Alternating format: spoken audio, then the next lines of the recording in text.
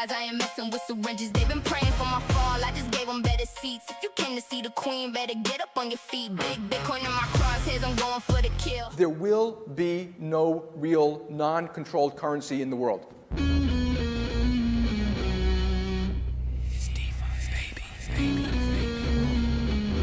We're coming for you, banks. And this is exactly what these Bitcoin Cash people are building. Shout out to the Dragon Riders and the House of the Dragon. Because it's a completely different situation than it was 2 or 3 years ago. Yeah. That's how frogs get boiled. And they added a bunch of new opcodes and they're doing a bunch of things over there. It will be the most hated rally ever because a lot of people from some propaganda hate Bitcoin Cash.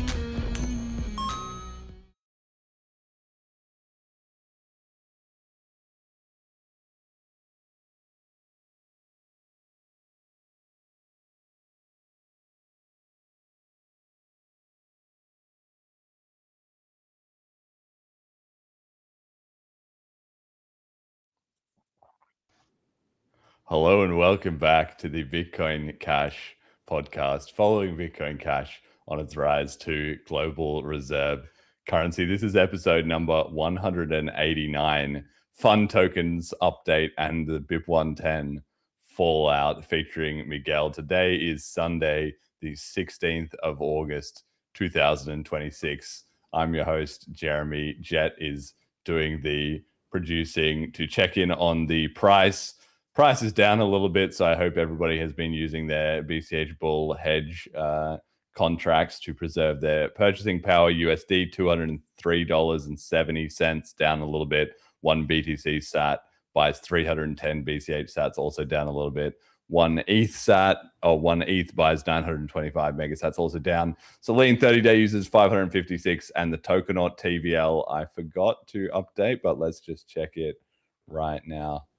Tokenaut.cash/DeFi for anybody who is interested in checking in on the current TVL stats. It's 14,320 BCH, so down a little bit. Any hedge is number one with 9,694 BCH at 67% of the total, so kind of carrying the squad there, followed by Parion and Cauldron at nearly 2,500 and a bit more, and 1,600 BCH, 17% and 11%. So yeah, hopefully we can get a few more projects on that board, and that's kind of what we're here to talk about today. Our guest, Miguel, is the creator of the FundTokens project. He was on episode 172, during which he explained to us a little bit about it, but we will cover it again fresh for listeners who are new to the concept. But before we get to that, welcome to the show, man. How you been doing? What have you been up to since we last talked? Morning, Jeremy Jet. I've got, as you know, I've got kids, so my day-to-day is honestly straightly focused on the kids, and then my full-time job. But every night I try to steal away and work on this project a little bit, so it's just, the daily grind, essentially. That's a good topic to discuss. We haven't, I don't think, ever really got into detail about that on the show before, which is now I'm in the position where I can work full-time on BCH, which is absolutely amazing. Wake up every day, go about my daily routine, sit down to do BCH stuff. But for nearly 4 years of the podcast, maybe 3.5 or a little bit more, I was working a full-time job and just doing the podcast stuff on the side, and Selene and Bliss, which was pretty intense. But you do have to adapt and learn to work differently. It's a completely different thing when you have a full-time schedule and you can create blocks of time where you're going to sit down and focus to it, as to kind of grabbing bits of time here and there. And I know, of course, there's a lot of people in the BCH community that are in that situation. There always will be, but as the scene grows, more and more people can afford to be full-time. So what's your methodology? How do you really try and protect that time when there's always going to be something else that is kind of like demanding your attention? I'll always go to the shed, and relax a little bit, right? And then, but no, there's always a mountain of work, and so it's just chipping away a little bit each night, trying to find something achievable, right?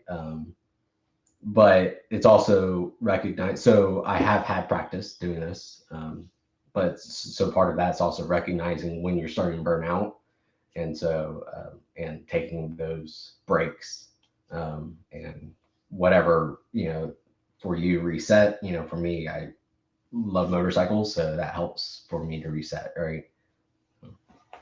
Do you have like a specific time that you do? Like, okay, 9 p.m. I'm sitting down to do half an hour of FundTokens, and then going into my wind down routine after that? Or is it just kind of ad hoc? Oh, I find the time as and where I can.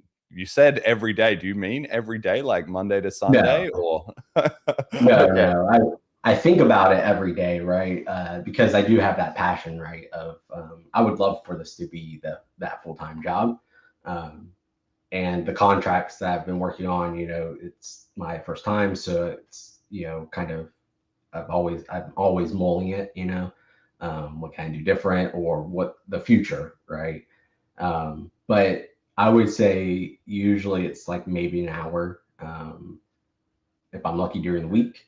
On the weekends, if I'm able to negotiate the time, then maybe at most 4 hours. That is, unfortunately, that that expands the time, right? Timeline of these Yes. projects, right? If I were working on this full time, it'd be done in 3 months.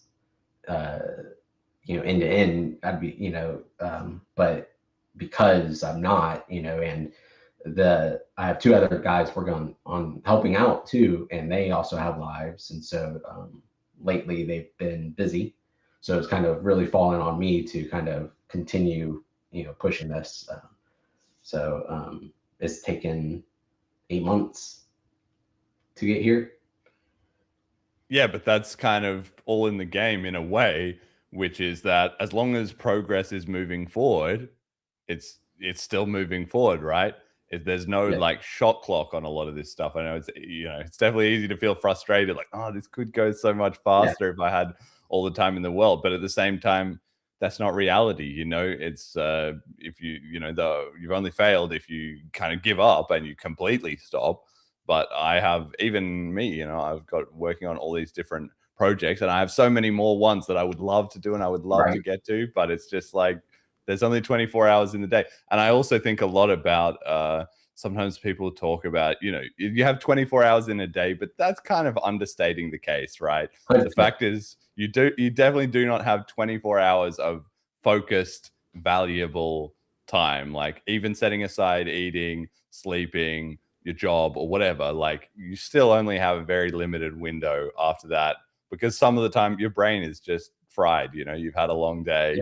You need to sit in front of the TV, or you need to read a book, or like you said, work on some motorcycles, whatever you got to do to unwind. So it's really about it's much more important to maximize your good time in the zone than it is to grind. I think some people get this idea that, oh, you just grind it, I'm just going to force myself through it.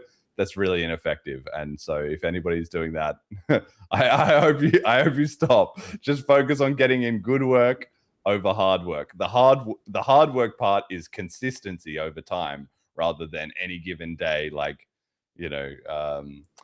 students staying up late to study like the textbook when it's already 2 a.m. and they're just not absorbing any information. That never works for anything, right? Yeah. I mean, I've been there, and I think it comes out of a place of feeling of necessity, right? Sometimes, but always having fresh mind when possible. Do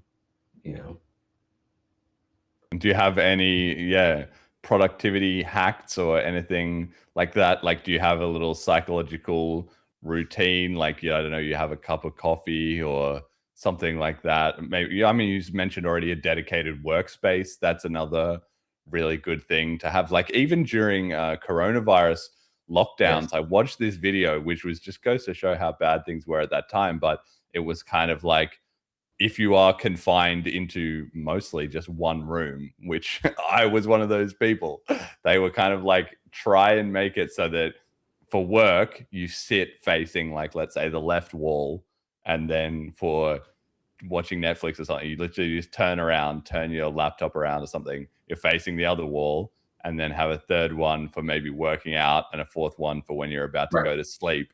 And even just that subtle psychological cues of creating an environment to put yourself into a habit can really make things a lot easier. And so that's why I think a dedicated workspace, like a shed or an office or a desk, or even just a small change to the deck. You could put something on the left side and then on the right side when you're going to work, and that would trigger your brain to feel like, okay, it's time to work, I do like, I guess, the white noise generation, brown noise generation, mynoise.net.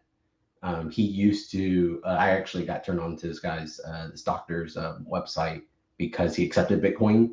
Unfortunately, he no longer does, accepted it for donations. You get access to additional synthesizers and landscapes and all this stuff. But so I'll turn that on, and that helps to kind of block out the noise, and then it's kind of weird because he has, different ranges, like I said, white and brown noise, and like depending on my mood, kind of has different effect on me on how I feel. It's kind of weird, if you will.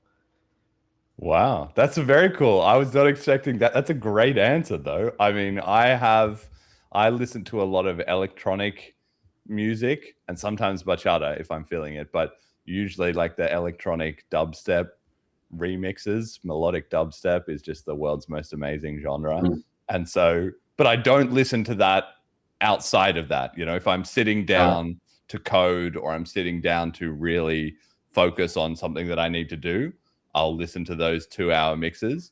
But I'm also not just walking around or in my everyday putting on those same music, even though I really enjoy it, because I need to have it sort of reserved in my mental mind space. No, I do I agree completely with compartmentalizing your routine, right?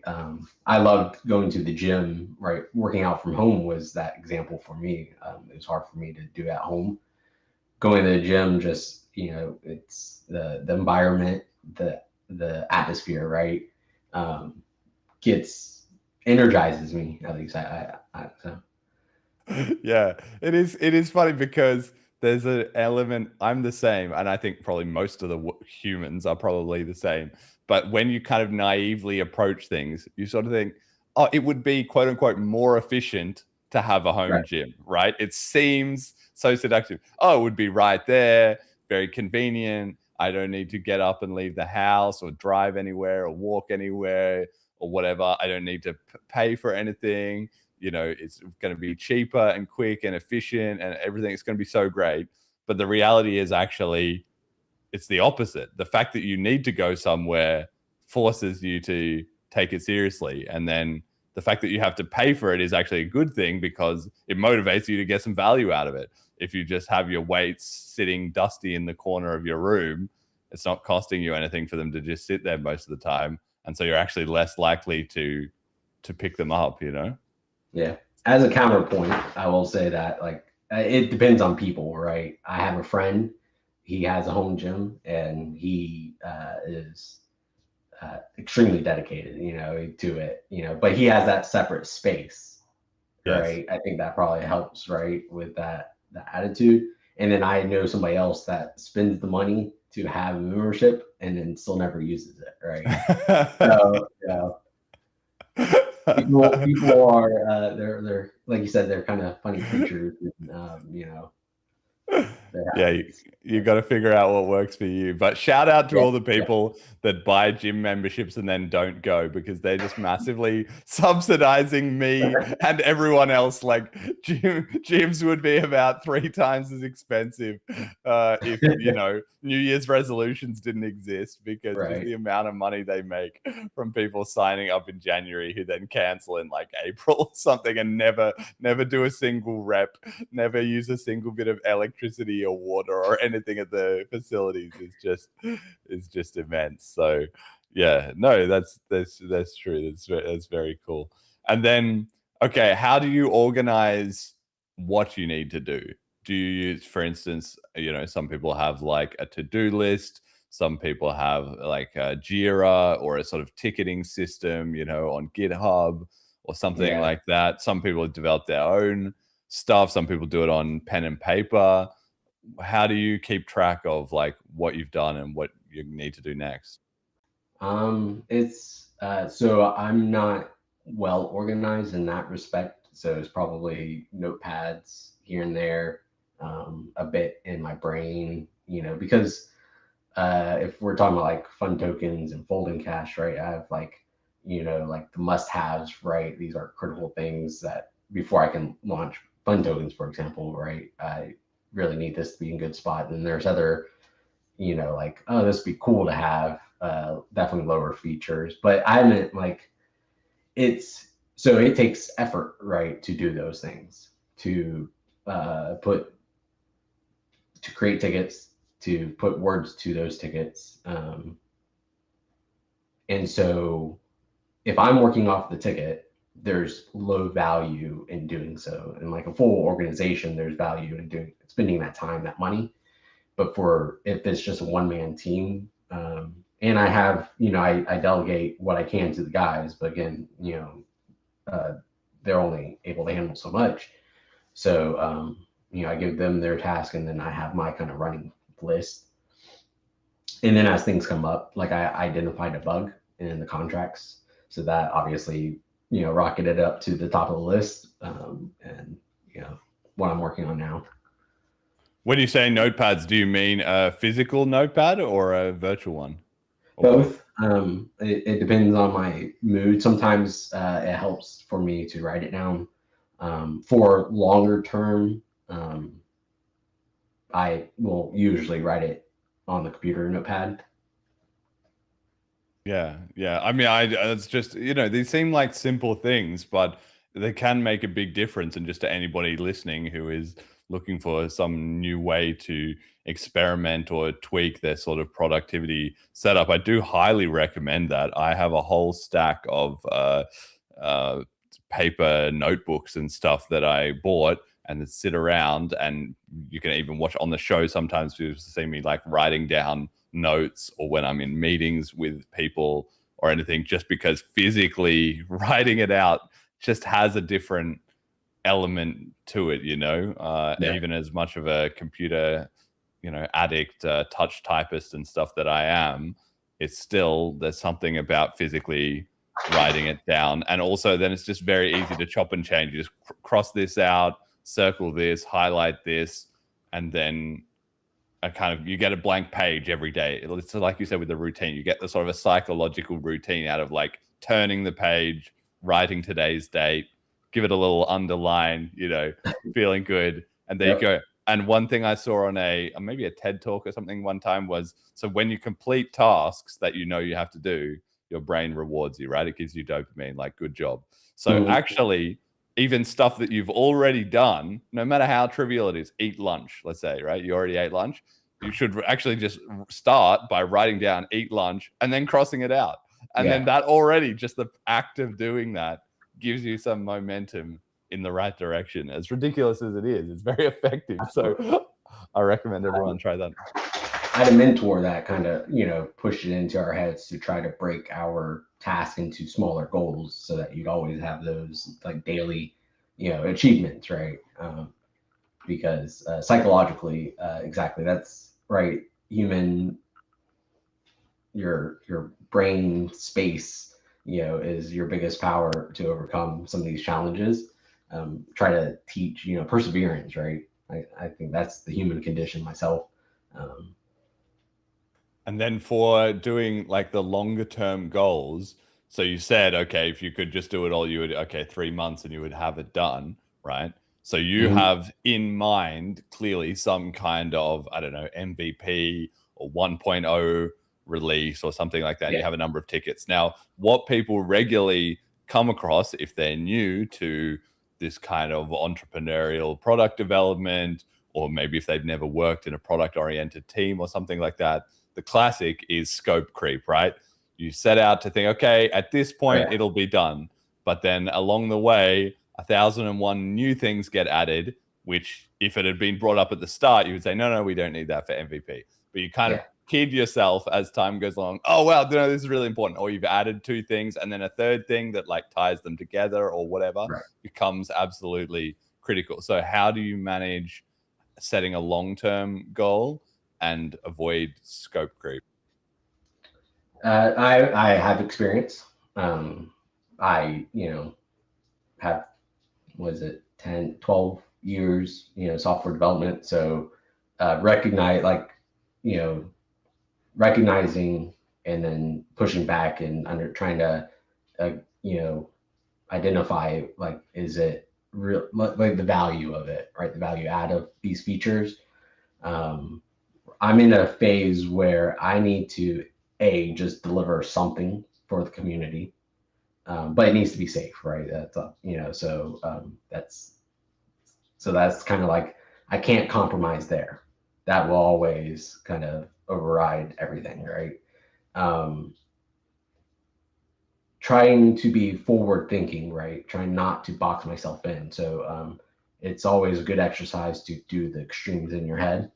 So like and I'm gonna kind of go, like, there's a lot of ways to kind of think about this, right? It's like, so agile development, right, was kind of developed with the idea of like software is always going to change, you require like business rules, right?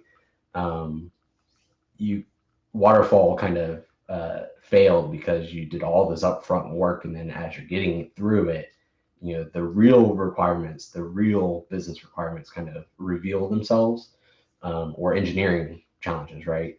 And then if you lock yourself in, you can't adjust for that. Agile, is part of like feedback to the business, right? To the stakeholders. But then also being able to adjust, for when those new things come up. Like contracts are, I don't have an upgrade method, right? So getting those as best as I can without like locking myself into design, problems, is kind of the biggest priority, because I can't undo it, or that has the most disruption, right? Is if I change the contracts, then I have to maintain that version, and then also like long term, right? Maintain it, and then also be able to upgrade people. So I'm trying to get that solid, and then it's like build the features around that make it solid and a good experience. And then there's a lot of like value add that maybe people would say is like priority, like cauldron integration, right? But if that's not ready, then it's getting cut, right? But it'll come. Wizard Connect, unfortunately, again, it's on the list. It's high priority. I know people are excited for it, but if I don't, it's not going to stop me from moving to mainnet, right? So it's just trying to identify the features, like, is it a core functionality, kind of categorizing it, understanding the impact, right? And then the cost of it, and just kind of weighing it. There's no right answer, It might, I could choose the wrong feature to spend money on, right? Time. So it's, best guess. I'm one-man team, so I hope to expand the team, get different perspectives. That helps a lot, right? To choose the right thing is to get those different perspectives as well. You said it needs to be safe. I want to push back on that a little bit, because I think sometimes people, and I know you have the experience, so it's less likely, but a lot of the time people overestimate how sort of ready their thing needs to be before they launch it. The caveat is that, of course, you don't want to lose people money. You don't want to give people like a terrible first impression. So it's very understandable, right? But the key is that you can still have an absolutely rubbish like product. It can be unsafe. It can be full of bugs and all that. You can, and in fact should, in my mind, still launch it with the caveat, you just put a huge banner on it. You just put a huge red blinking sign or a modal or something which says, this is alpha software.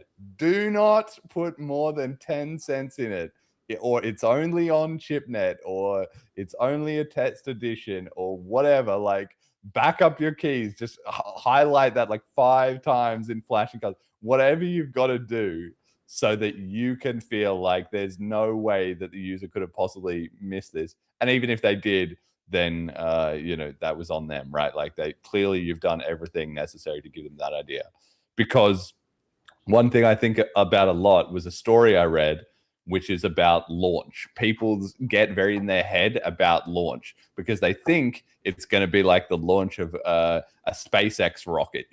They get in their head like, I've got this great project, I've been working hard on it, and then I'm going to, the world's media is going to be there to watch, and we absolutely can't have a disaster. Like, it's all on the line over this one thing. But the reality is, you are not SpaceX launching the next rocket, right? The problem you are going to have is going to be the opposite, which is that whenever you do launch, no matter how good or bad it is, nobody is going to care. Unless you are somebody, which is very rare, that already has a huge media reach and so on and so forth, then launching is not going to get too much attention. It's going to get too little. And Airbnb, who everyone now knows, this huge successful company, they had like several launch parties spaced like a year, 6 months, a year apart. So they had an official launch party after like 3 months or something. They're like, it's launched Airbnb, da da da da, and they had a bunch of people. And then just 6 months later, they had another. This is it, the first ever launch party, and they did that like 3 or 4 times. And the reason was because basically all the people who were at the second launch party had not heard about the first launch party, so they didn't know. And the people who did were like, oh, haha, this is really, this is funny, right? So you actually can like just ship it, just put a label on it that it sucks, and then just ship it. And then 99% of the world is not going to care, and you can always do your full launch later. Like, yeah, it's just I want to, if what I put out, it's just the technical debt, right? And the complexity starts to go up, mostly when I start have to support these multiple contract versions, and I'm not ready for that, right? So, and when going on safe, right? For me, it's just, I just try not to paint myself in a corner, right? Just think of the extremes, but like, okay, what would happen with my design? I think I've given myself a lot of flexibility in its composability. And like I do have integrated embedded fee structure into it, but I've been thinking about like schemes to like do different various more complex things beyond just like simple fees, right? So will I be the first website that does like a cash token integration for fees? Maybe. I probably. I mean, it seems like we should just get it. Let's just walk through it. So for people who are completely brand new to this, they didn't listen to the previous episode, they haven't heard about this project, just explain in simple terms what it is and how you got the idea. So I got the idea from this project started in Blaze 2025, so 8-9 months ago, and there was a bounty to basically have a composite stablecoin of Perion, or it was Parity at the time, and then Moria. And so I took on the challenge and wrote something simple. But then I realized I could kind of abstract that idea and expand it. And so I'm creating, I think most people resonate with basically index fund. It's this first version is very basic index fund in that it's a fixed rate token basket. So once you set it up, it's you deposit, you get your basket token, and then that token can be redeemed depending on how it's configured. It's basically pro rata for the assets that you locked in there, right? But there is like a minimum that has to be, there's some minimums and stuff like that, right? Okay, so the idea is to create a basket of cash tokens. Can you Yes. do BCH with cash tokens in a mix, or does it have to be, is there a limit on the number of cash tokens? Like, is it only 2 or 3 or 20, or like walk me through an example. So you can, so that part of the abstraction was I made it so you could lock Bitcoin into these funds as well. So you can lock Bitcoin in as well. For the number of cash tokens, I've expanded. So the very first, for Blaze, it was a very simple 2 token combination.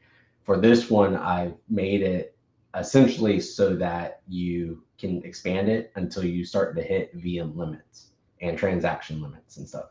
So really, I don't impose the rules, the limits. The network starts to impose the limits, right? And I've gotten upwards of 24 tokens combined, and redeeming, locking and then redeeming. But then as your UTXO set starts to grow in that transaction, as you have these tokens start to get split across a lot of inputs, then it can kind of, you'll start to run into challenges. So I need to find like kind of a safe number there for people. But I think easily a dozen, right, for probably 90%, of transactions, it'll succeed. Probably could push that up higher, but it's the goal is probably, my goal, if I could do 24, I think that would be an awesome number. All right, so the idea is you have a basket of tokens A, B, and C, plus some BCH. You lock them in a contract, and it mints you out a sort of a receipt token. Yep, right. Which is a fungible token. Right. So then somebody else can lock that same collateral into getting another token out. And now we have a market that we can trade these new, what do we call them? The result tokens, the index tokens. We can trade, or the fund tokens. We can trade the fund tokens, and anybody who has the fund token can go and redeem it at any time. So it's like a full reserve collateralized system, right? Right. Yeah, exactly. And you can, so there's a lot of, besides, so there's the market, right? So hopefully we'll be probably maybe the third stable coin, right, on Bitcoin Cash, because we'll be a composite of stable coins. But exactly, that creates that kind of arbitrage opportunity, right? But if there's a lot of other, I think, use cases too, that like cash tokens has kind of limitations, right? Like for example, you can't put multiple cash tokens on a single input, right? So if you're airdropping, right, as you airdrop more tokens, right, you're spending more Bitcoin Cash because of all the dust, right? As you scale, again, the number of tokens, this becomes more efficient, right? Because you're not going to give that dust to everybody. You're going to lock a little bit of dust for each asset into the contracts, and then people will withdraw that from that, That's very cool. So you can airdrop people an airdrop token, which they can cash in for 5 Parion and 5 MUSD and 30 Furu and a Bliss NFT, exactly, all locked in one. So you said you get a fungible token out. Can you put NFTs into the contracts? No. Okay. So it's fungible. So yeah, I don't. So because of the commitment data, right, the complexity starts to go up. If you were to like have, so no, I haven't tested it. So I would say like maybe it technically would work for like a a NFT with a none capability. I don't check the NFT commitments. So like if the value the NFTs are different, right? Yes. I'm not enforcing this. I'm not looking at it. So it is on my mind about how to support that. But I think the complexity starts to go up, and I think the design would benefit from changing potentially, for something like that. Yeah, by default, of course, one NFT is not equal to another NFT. So Right. then, you can see how clearly, even though I'm kind of like, that would be an interesting design space, like locking groups of NFTs together. I'm sure there's a use case for that. But then it does kind of defeat the point of the fund token being fungible, because if a different batch of NFTs is in every single one, that's kind of a different feature or use case. That's like a collection or something. Yeah, that's right. Exactly.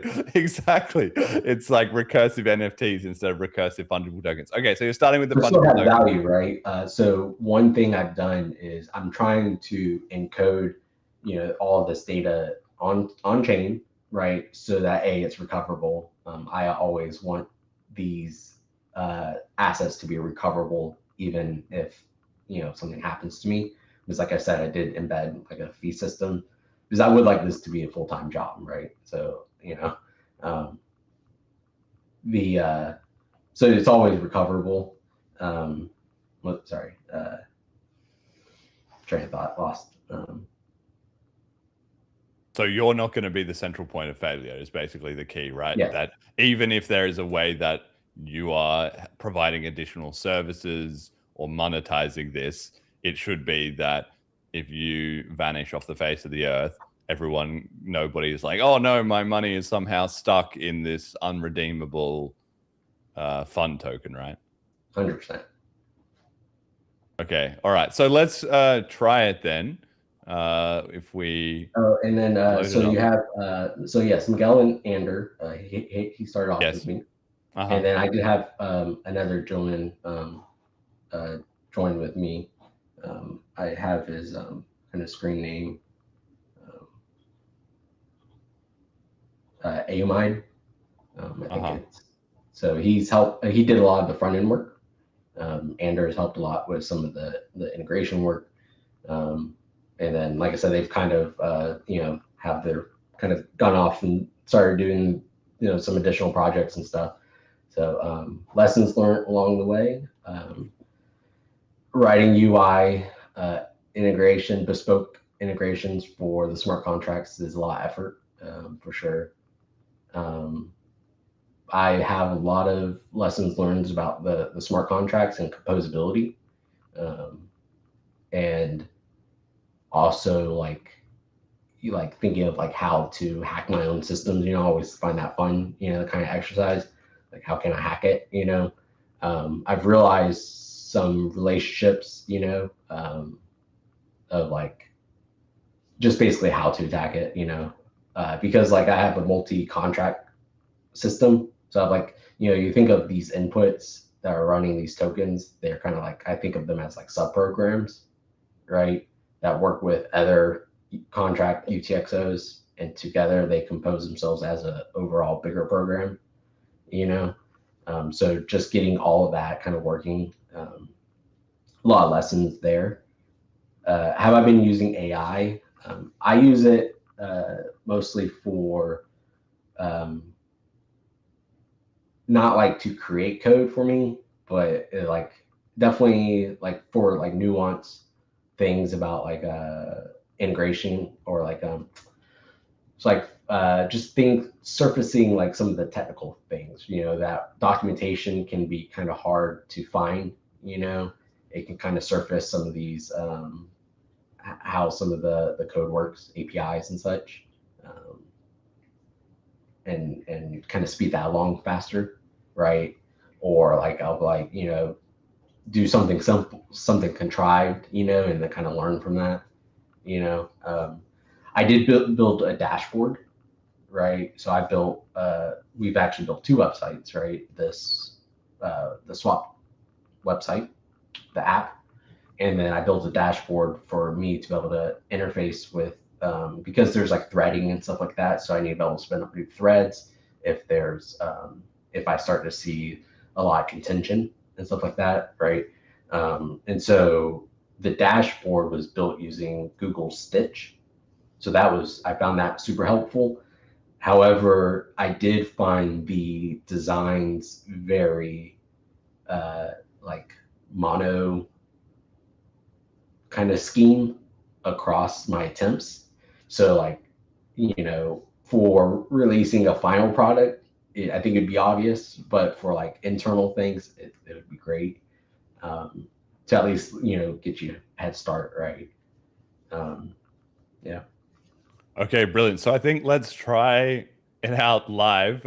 Yes. We're going to get cursed by the demo gods, and it's not necessarily going to work, but we're at least going to try. So do you want to do a screen share, or I'm also going to do a screen share? But however you want to play it. I'll let you do the screen share. I've sent you a token basket. It's got 10 tokens. All right, so I've created a new testnet wallet here. Miguel has sent me 20 cents of testnet coins, and we also have here tokens, new tokens here. I have 5 of them. I'm not sure what they're for, but we're going to find out. So the BCMR data is there, but I don't know. I need to maybe ask Matthew, but the BCMR isn't reading here. Okay. All right, good. Well, we're already turning up new tickets in the pipeline. So that's good. So we've got here the FundTokens website. This looks completely brand new. Looks great, by the way. Do you want to maybe give us a little bit of a tour of that? So we've got future of index funds. Okay, start minting. That could be, we're not going to get into that immediately, but TVL, $7.90 of TVL. Killer down 1%. It's crashing. Yep. So it's calculated all in USD right now. So as Bitcoin fluctuates, it'll fluctuate, of course. And I only update this twice a day, every 12 hours. Okay. All right. And then here you go. Okay. So minting is obviously how you deposit things in there. Stone and wood. Okay. Maybe Age of Empires theme. Oh, Simple House. I like it. Okay. And then redeem is how, you put these in and then you get back your stone and wood. Oh, that's very cool. Okay. And then here's how you start a new fund. Okay. All right. Cool. And this is what people have been doing. They've been making houses. Okay. Built on trust and resilience, yada, yada, yada. And then, okay, so if we want to talk to you. All right. Okay. Socials, and then, standard documentation, smart contracts, which are read available, source available. And there's a Telegram and a Twitter page that people who want to follow this project, shout out to those, can get involved in. Okay. All right. So let's give this a go then. So if I want to connect my wallet, I'll just go here. I'll take this. I'll put this in my Cashanize. Connect that there. Ooh, nice little logo. Amazing. Okay, it looks like that's connected. Okay, here we go. It's linked up. So where do I see my balance? So do I have some houses? Is that what these are? If you hit the search, so I think kind of what would be nice here would be like a kind of index page, right? So that you can explore all these, but you have the assorted basket. I have the assorted basket. Okay. All right, cool. So clicking on that does not want to. If you scroll down, you'll see it updated. Oh, okay. It already updated. Okay, here we go. Oh, right. Okay. So here, deposit on lock, a minimum of 1,000 sats. Okay, fair enough. So here's BCH. Obviously, I need some BCH. I've got eggs, Simple House, bulls, stone, bear, bacon, folding cash, wood, and Parion. Wow. That's pretty cool. So all of these are mixed in my assorted basket, right? Yes. Oh, wow. That's pretty awesome. So if you click redeem, since you have it already. Yes. So I've got one here, redeem. Okay, you deposit one assorted basket, platform fee, Not Try enough hitting tokens. F5 real quick. I think. Just refresh it. Yeah, just refresh it. Here we go. Okay. And then you Redeem. have to I need to get a sorted basket. Yeah, There so we get go. some sort of indicator there of what token I'm at or here. Okay, cool. Okay. So then I have one, and I'm not going to redeem them all straight away. So I'm going to do one, and then that will send me here, presumably, to my Cash and Eyes. Here it is. Okay, so I'm going to send in these sats and this assorted token and get back all of them. Let's have a look here. Okay, you can see, oh, this is very cool. This release function. So I assume there's just one release function that applies to all of them, right? It's not a custom on a per token basis or anything like that, right? It's a well, it's a kind of a common contract. Yes. The constructor is slightly different. Yeah. Okay. Is there scope for that being upgraded or changed in the future? Like, for instance, maybe I would have a token that I could redeem, and when I redeemed, then it would drip feed out my assets. Like, you could have some kind of emission schedule over time for some financial contract. You buy this token today, and then it pays you back, 1 BCH every week for a month or something like that. Today, no. I don't. In short, no. I don't have that. And But in the future, right? You could compose that. Yep. Okay. There. Interesting. I'm just spitballing here. This is just live testing what comes to mind. Okay, so I'm going to sign this. All right, sent this transaction, depositing fund tokens to receive cash tokens. Okay, done. Okay, so I paid my money there, and then now, before I just had this one token, and now I have everything under the sun. Now I'm bacon air as well. Okay, I've got folding cash. I've got breakfast, man. Yeah, I've got breakfast. I've got more than breakfast. I've got everyone, because I know you did these bull and bear tokens as well. Yeah. That was like the first testing version. So that's pretty cool. And then there's Parion USD. I haven't seen this before. So did you have to talk to Mathieu to get ChipNet Parion, or can you just do they have public infrastructure that lets you get that, or did you make this? They're trading. They listed a liquidity pool on Cauldron's ChipNet instance. Right.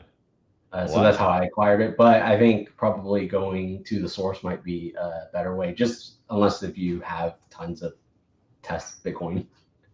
Yes.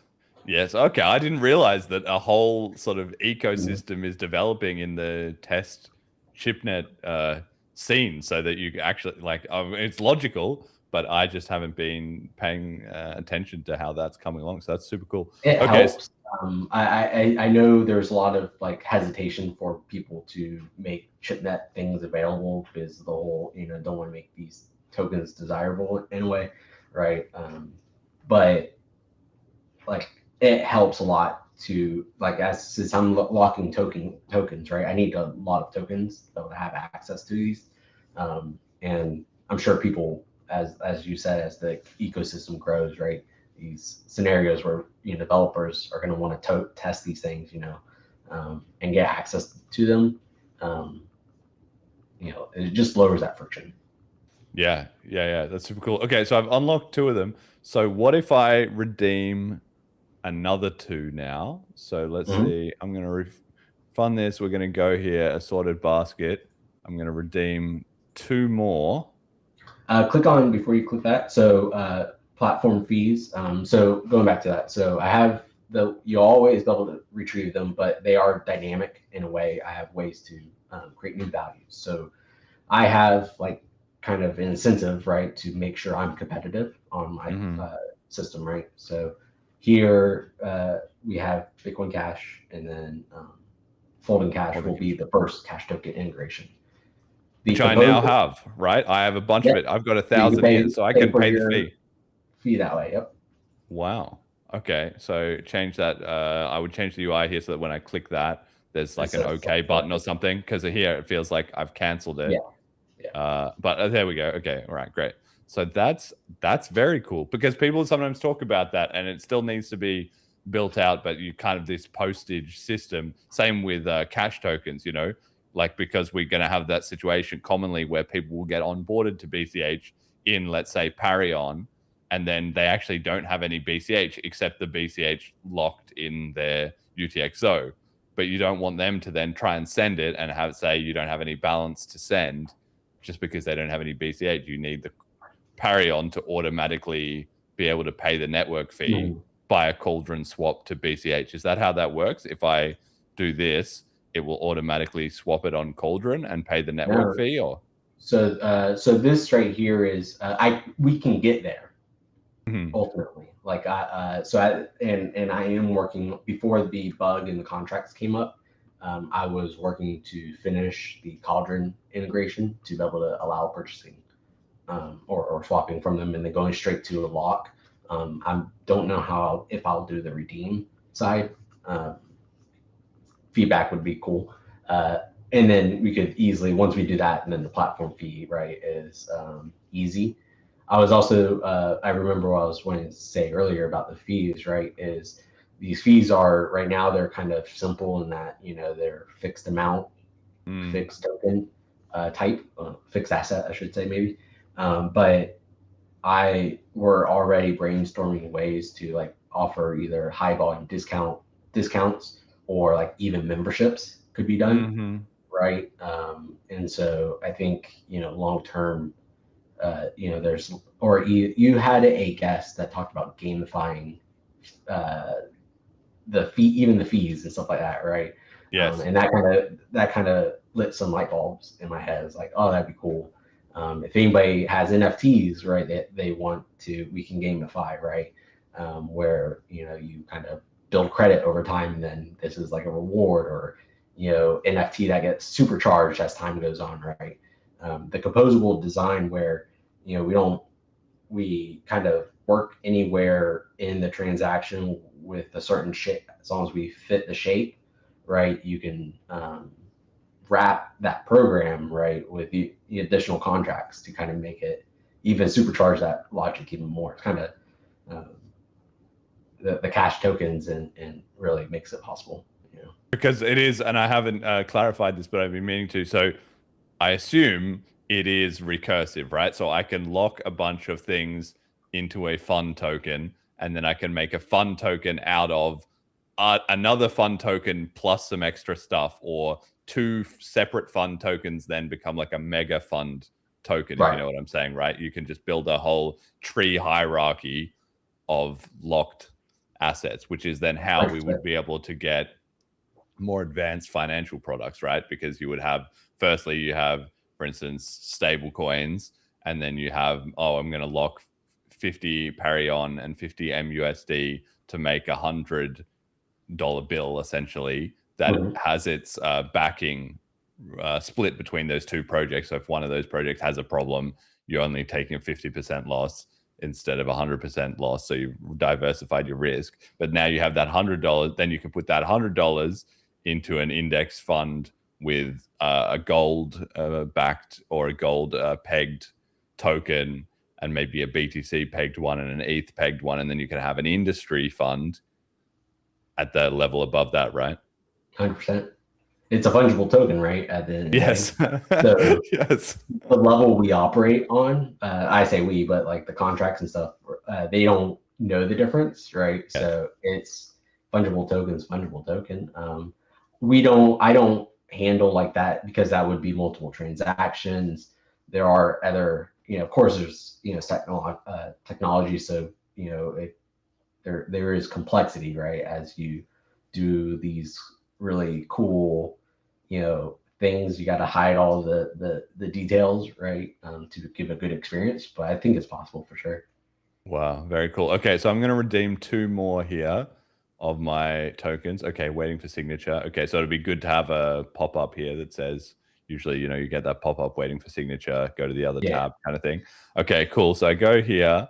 I've got so before I got 1,000 folding tokens out, and here I'm only getting 1950 because that is paying for the fee, right? So that would be good to indicate that. Okay, Well, cool. this is the summary version that Cash and I. Yes, it Cash and Ice. Yeah, that's right. I don't know if it's possible to add a annotation onto that. If it isn't, it would be good to have one. Okay, cool. So now I've got a ton of these tokens. I've got all the different sorts of tokens. And so now I should be able to mint them back, right? Into the assorted basket. So I want to mint 2 because I'm not going to have enough folding cash to do that anyway. So let me try minting 2 here. Okay. 200, 200, 200, 200, 250. Again, it's paying for the fee. That's nice. 2 parry on, and I get out my 2 final tokens. Okay. Bam. And then there, amount 4. Okay, very cool. So it works in one and both directions. And so can I even create a new fund out of these tokens I now have? So let's see if I just give that a go. Okay, generating a Genesis input. Okay, brilliant. And then here we go. Okay, so this is, we're going to make, let's see, what ingredients do we have here?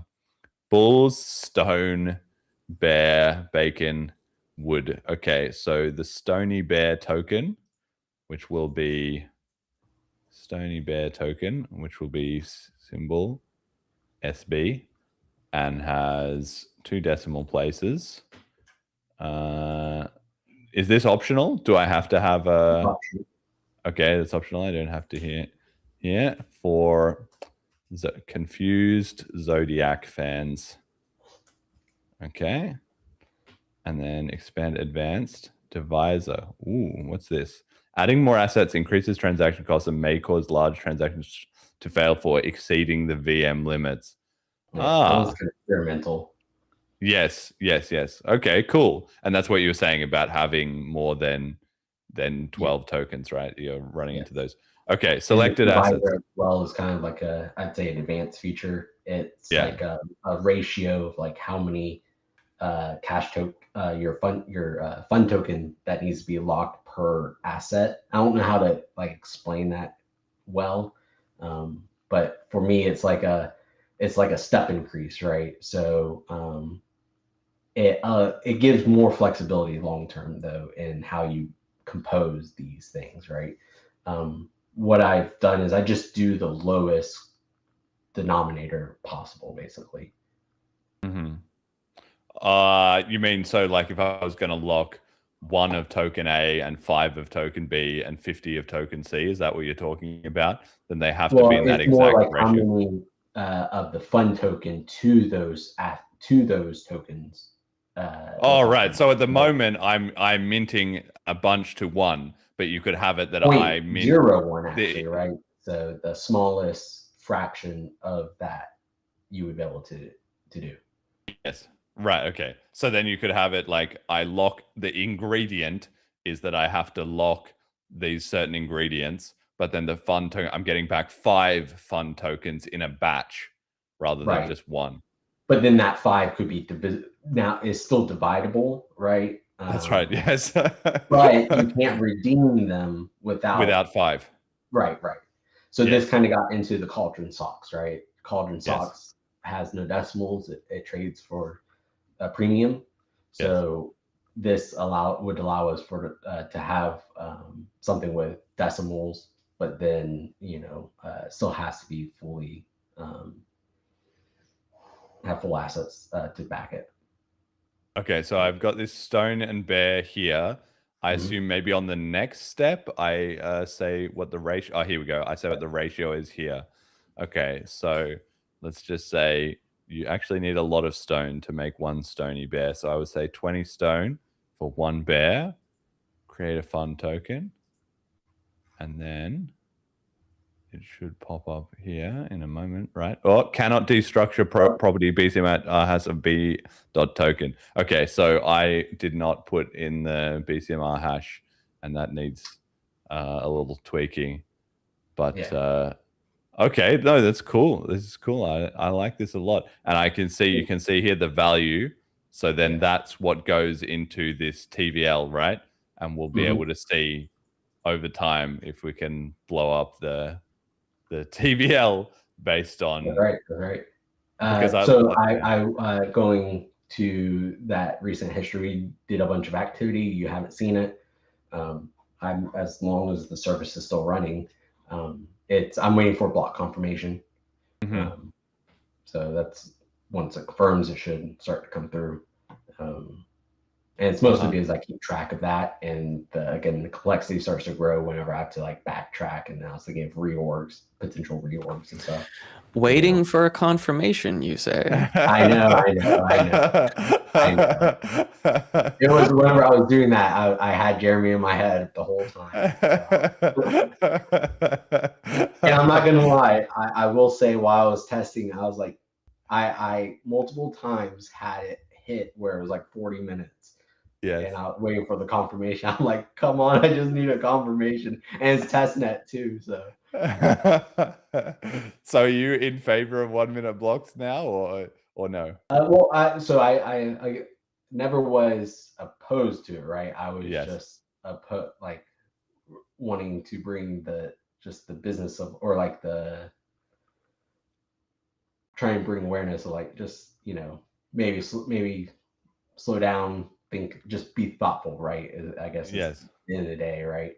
The more I've heard the conversations, the more, and that there's data being built. I haven't read it, I'll be honest though, but there are extremely smart people in Bitcoin Cash that have, right?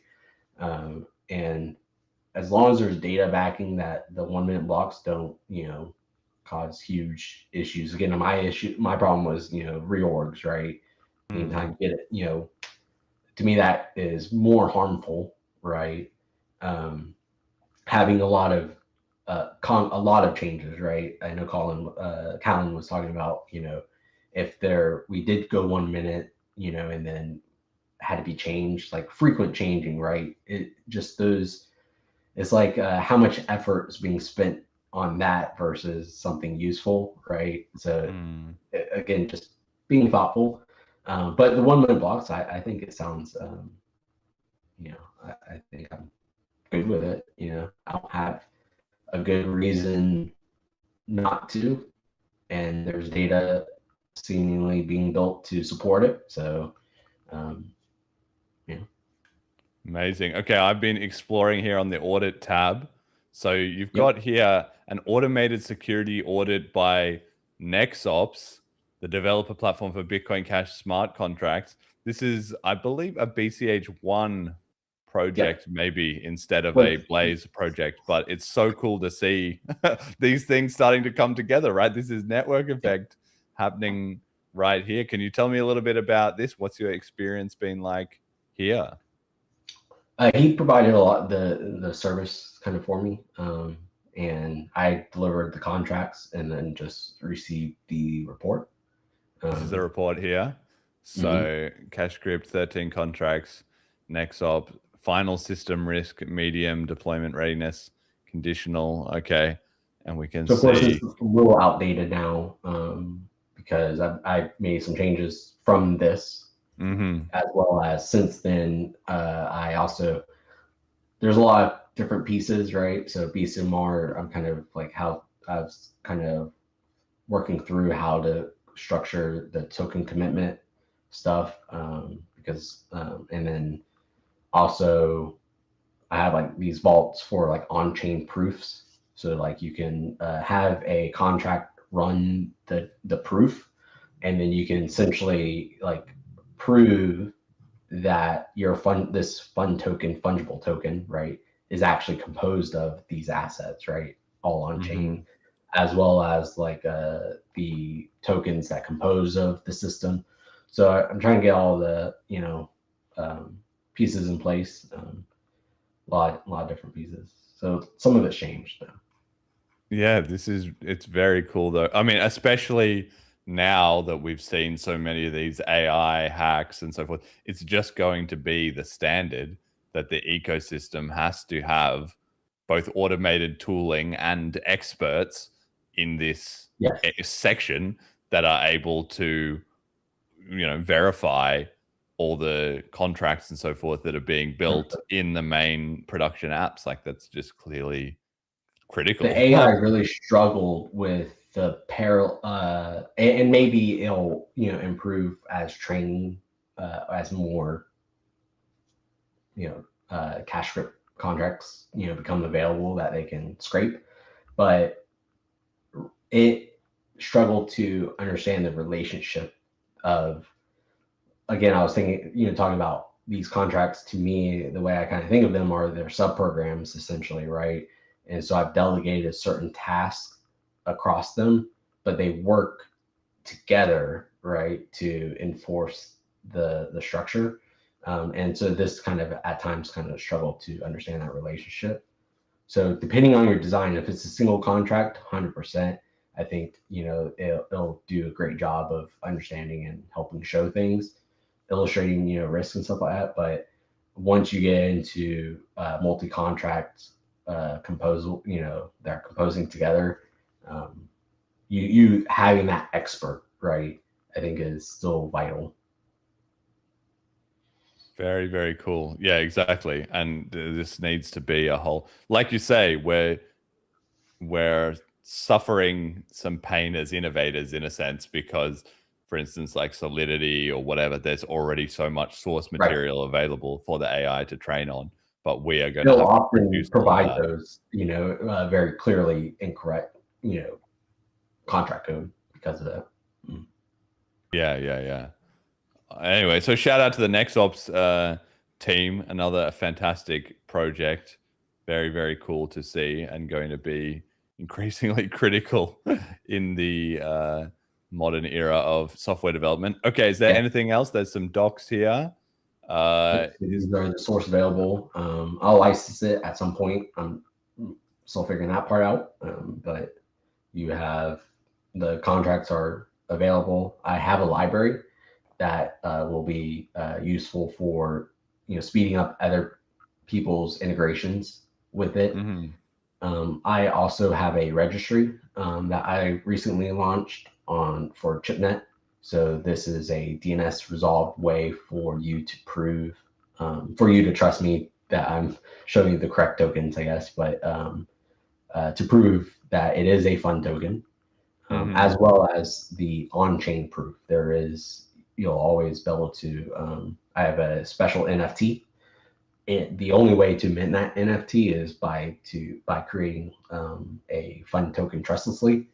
And so you can always introspect that data, right? Right. So because you don't want people to be able to fraud the fund tokens, right? To say, oh, okay, here's my fund token, it has 100 PUSD locked in it, and then somebody makes a fake one which has no PUSD locked into it, and then they're scamming away, right? So yeah, that verification part of it, I guess, sort of plays with the BMR and so forth. Is to ask, the Cauldron got Riften Labs at Cauldron, Cashenize, maybe, or maybe not Cashenize, because I feel like he used to have a warning or something like that in the UI, but I couldn't find it anymore. Token Explorer has one of those. So that would be nice to be like, this is a genuine fund token, right? As well. Yeah, very cool. Okay, all right. Brilliant. Is there anything else here that we should?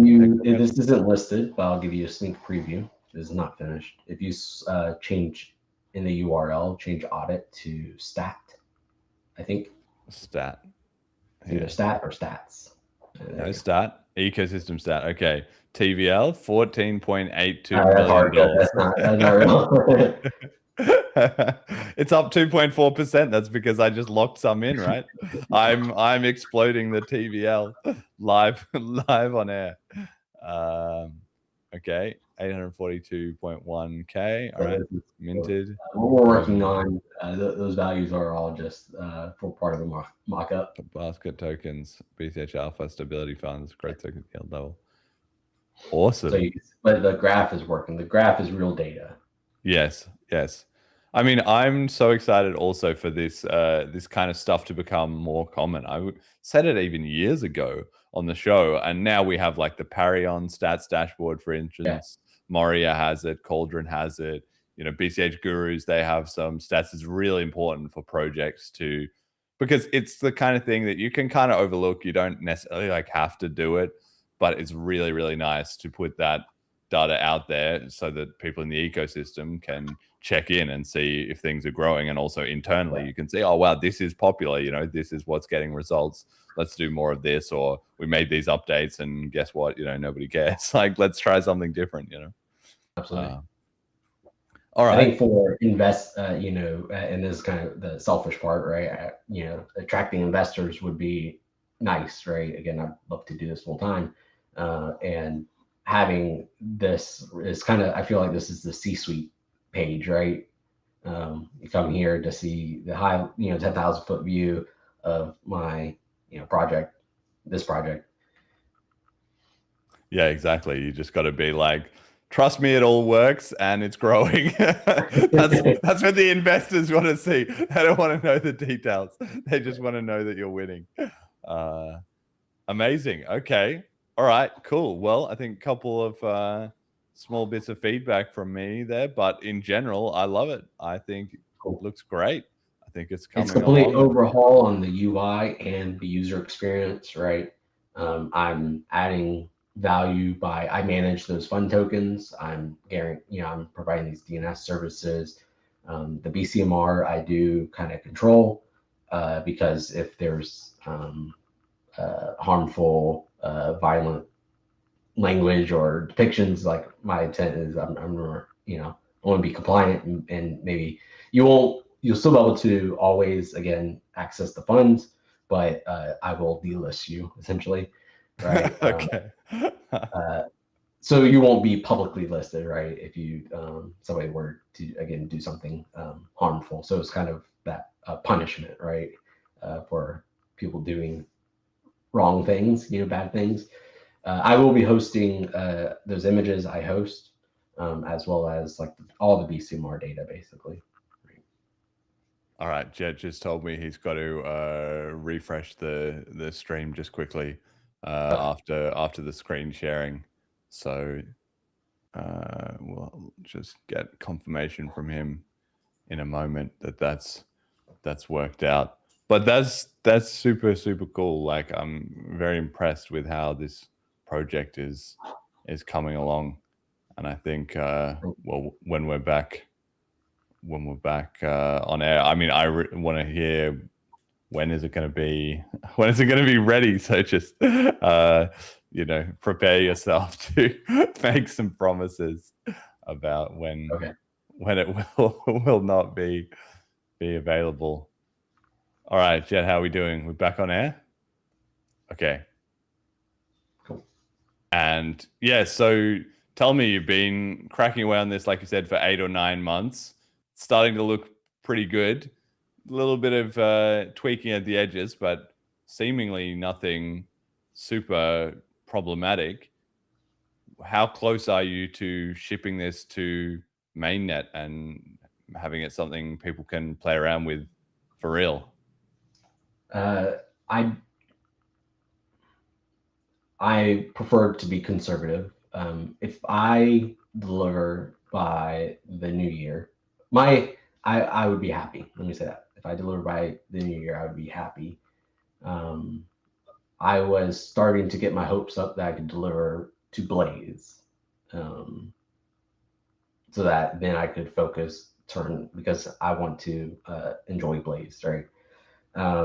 The bug in the contracts, and so they're last minute. It has a kind of a knock-on effect for me.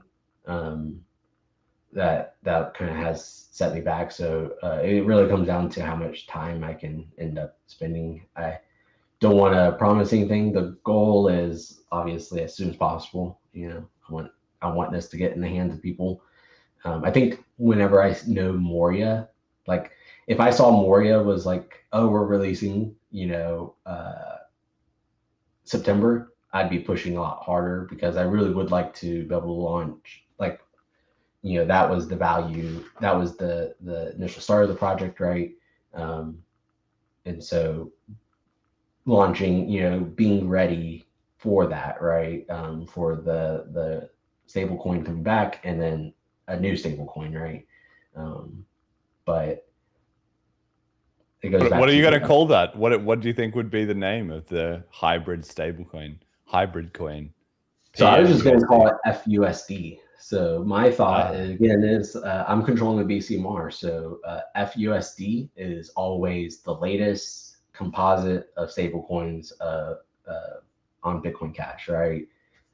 If another stablecoin comes out, this one becomes FUSD, 2026 or something, or MP, right? And then the new FUSD becomes the new composite, right?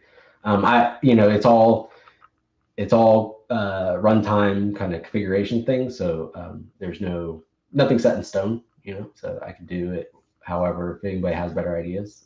But I was like an FUSD, to me it had sounds sounds good. Rolls off the tongue. FUSD, and I didn't even think of it that way, but yeah. And I mean, it's really amazing because it just goes to show, that decentralization is helping us to solve our own problems in that way, right? Because we'll be able to build a more resilient ecosystem than competitors, because we can have a variety of stablecoin projects and we can have them diversified. And if people began using FUSD as the main thing, then in the sort of case that there was a problem in one of the projects, which on a long enough time scale is essentially inevitable, then the ecosystem would already have that inbuilt protection and like downside risk mitigation, which I think is going to become bigger and bigger, because right now BCH is still quite small, obviously. And so when things are small, you can be a little bit scrappier, you can skate a little bit at the edges, take a few more risks. But as we become bigger and bigger, there's going to be more and more people that just are relying on BCH to just work. They don't care about all the details, who's involved, whatever's happening. Like, they just are using BCH, and if it messes up, they'll just be out. That'll be like, I'm done. See you later, guys. I'll use something else that does work. And you get more and more of those people the bigger you get. So it's really important that we are trying to protect our downside as much as possible, because people do respect, people understand that things go wrong, but their confidence increases after a disaster if the community has good recovery protocols, good steps in place, etc. Whereas it decreases if it's kind of like, oh no, we got caught off guard and now everything's wrecked. So yeah, failing to prepare is preparing to fail, basically, is the main idea. Okay, speaking of Blaze, so I've got a quick announcement about that. We're not going to go into extreme detail about this, but Blaze will be coming back this year. It has been funded to run again in 2026. We will do quite a similar structure, I think, to last year, because that seemed to work quite well in terms of we'll have the lead in, we'll have the workshops so that people can get onboarded and get used to the BCH Blaze and the BCH tooling. We're of course going to try and encourage people to run bounties again. I'm thrilled that this is an example of a bounty being offered last year, which then spawned into a project which is now still running and is going to be taking a step forward in the coming year as well too. We will have some new innovations and new elements to Blaze, of course, as I level it up, but I'll sit on those for the moment. That will be announced as and when it's ready, but just so people have something to look forward to and maybe start creating a little space in your calendar for October and November if you want to be part of that and looking forward to it. Miguel, you were in Blaze last year, V1.0, so I'm wondering if you have any reflections on it, and maybe you can also give me some takes on what you would like to see differently while I still have a little time to tweak and adjust things. I know you've said before, I believe it was you that said like more support for team formation would be good in terms of getting people linked up to find teammates. So that might be one thing, but maybe other things as well too. Yeah, just in general, the team formation out, and I don't know if this is just the group or the, you know, exactly what caused it, right? It just forming teams, was seemed to only start the week of hackathon, of the hack week. And so, you know, you spend 2 days trying to find somebody. That's, you know, that's a massive chunk of basically half of your time, right? So you're already on a foot behind, you know, if you have that. So it felt like everybody just kind of had their idea, kind of came in, had their own teams already. And it was, you know, that's my perspective, right? You know, I reached out to Ander, right, to join his team on a different project that he was entering for a bounty as well. And then that kind of rolled back, right? We kind of worked together well, and then he was like, oh, okay, you know, BCH1, I like your project, let's work on your project, right, on this new one. So just whether or not, like, starting now, leading up to it, you know, just like get that, I guess, team building, like getting ideas out, you know, whether or not you want to spend 2 months doing it, that might be a little excessive, but like brainstorming ideas so that people can start coalescing around those ideas, and teams, I think, would be helpful. So that when Hack Week starts, hopefully people are waiting till Hack Week, and then it's like full on, you know, Monday you get down, or Sunday you get running, you know.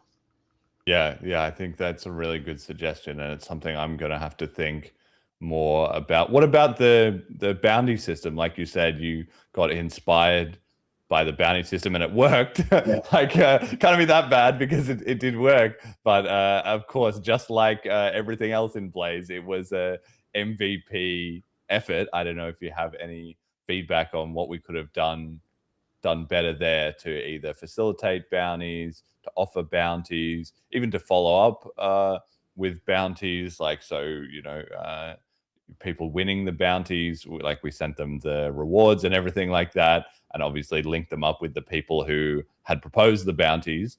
But I have not had the bandwidth to really be following and checking in on all those things. So, for instance, like you continuing this project has been completely, you know, to your own credit, under your own steam. But maybe in future we can do better there. I don't know if you have any thoughts. I hope they come back. They definitely, having a goal, right, helps. And what really helped was just, I was working on a different bounty, and somebody mentioned writing, because I was, you know, just most of it kind of like getting experience, right? And the bounties, again, having a goal, even if it's a kind of a relatively simple contrived goal, right? Just the experience of the thought process and writing through it, right? You know, there was a lot of learning that went on, right? And that actually is what caused the thought and the shift in how I understood to compose contracts, right? So kind of going back, just like the bounties help to get people in, maybe they like, that's the thing that triggers the epiphany of like, yes, I understand how to do this now, right?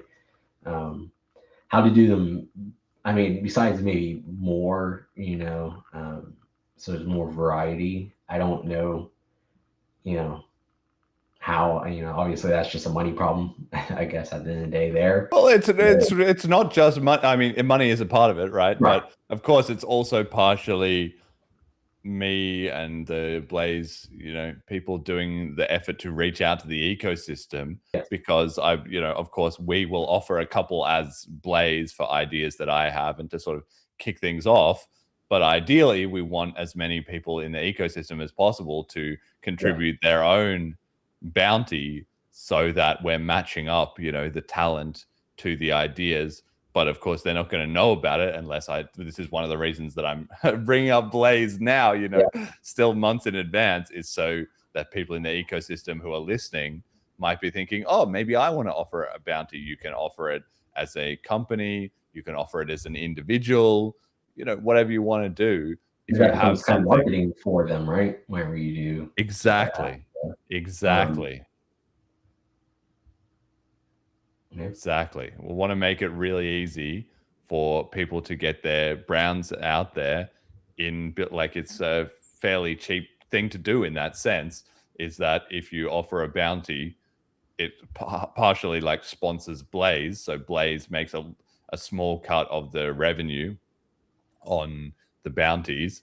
And then also it's advertising for them. It gets a lot more eyes on your project, and all the work that we do to bring visibility to Blaze, to shout it out and discuss it on the streams and so forth, then flows on to the people who are, submitting those bounties to begin with. So I'm quite excited about that. So like that was incentive, right? Having that financial reward for sure. But there's a limit, of like, of what you guys can contribute, and then getting the rest of the ecosystem involved. What if there was like a multi-tier bounty where like, silver is maybe an NFT that doesn't necessarily have like I liked you guys are tying each year like the Bliss stuff together. You guys launched Trailblazer, which still hasn't been announced what's going on with that. So I'm just hodling that, hoping something's going to happen. Something is going to happen. I'm working on that. That's one of the things to be revealed. That is on my to-do list. I know I dropped the ball on that. We were going to do something for Bliss, but it just didn't quite get over the line. So I'm working hard. I'm really hoping that for this year in Blaze, it will be made clear. But maybe you're right. Incentives don't have to be only Bitcoin related, right? It could be we've cash tokens is completely separated, right? Money from government. Let's money for the people. Let's use create. Let's use that. That's a cool idea, actually. Yeah. What if we had some sort of recognition cash tokens or something? Could be. I mean, folding cash. I would like to. If you could accept cash tokens as a bounty. Of course we can. No, let's be clear. You absolutely. If you want to do a bounty that maybe folding cash can help sponsor with some perfect. Yeah, sure. Whatever cash token you want to offer, it doesn't have to be BCH. In fact, I actually encourage it not to be BCH. If you want to, promote your other project and it has an associated token, of course you should offer it in that token, especially of course if that token then has a market value or it's trading on Cauldron or whatever. Perfect. Yeah, the bounties do not have to be offered strictly in BCH, and I expect as time goes on, less and less of them will be offered in BCH, but in the local rewards of whatever project you're involved in. So cool. That's awesome. That's for sure. Some ideas I have for Blaze, since I got you. Go ahead, fire away. Obviously, building on FundTokens, right, would be kind of the taking Jerry's mean reversion. Yes. Although that has some I submit it for Blaze because he won last year, but nevertheless taking his algorithm, his implementation, and building on it to FundTokens, right? So it's mean reversion. So it'd be probably USD with Bitcoin, right? And have this automated algorithm that runs to rebalance your portfolio, right? Yes. But some other ideas I was thinking of BCH radio. So you call it bitchin' radio. Yeah. But I'd really like, again, the idea of Bitcoin was always to get, cut out the middlemen, right? True ownership, right? So having radio where ideally artists are able to kind of host their music, and then you buy NFT to as the receipt of subscribe. subscribe, or however, there's different, you could all build on those mechanisms, right? That then kind of, go back to, kind of want to create a circular, ecosystem there. I think that would be cool, but that's another one of those big projects. And then I like games, right? So I think games gets what was the CryptoKitties, or like these viral sensations. They were a lot game based, but I've always had challenge with games on blockchains because they typically, a lot of the ones I've used weren't actually games, right? Using the NFTs. There was Spells of Genesis originally with Counterparty, right? That was super cool. And then Pepe Cash, again, Counterparty, was developing a game, but I never saw the release. I'd love to see a game built on Bitcoin come out. That's why I would like, those are my 3 ideas for Blaze. Yeah, no, those are awesome ideas. Definitely. Well, maybe we can talk about offering a bounty for those, and or even just, well, maybe that's another idea right there, is perhaps we can have a sort of public ideas generation forum or something in advance of Blaze itself, like not only team finding, like you said, but also sort of ideation and stuff, because some people will come without an idea, or maybe they have an idea, but in the process of finding a teammate, then it converges onto a different idea, or they have an idea, but then they think, no, actually somebody else had a better idea, I want to do their idea instead, or they get inspired to mix it in some way, right?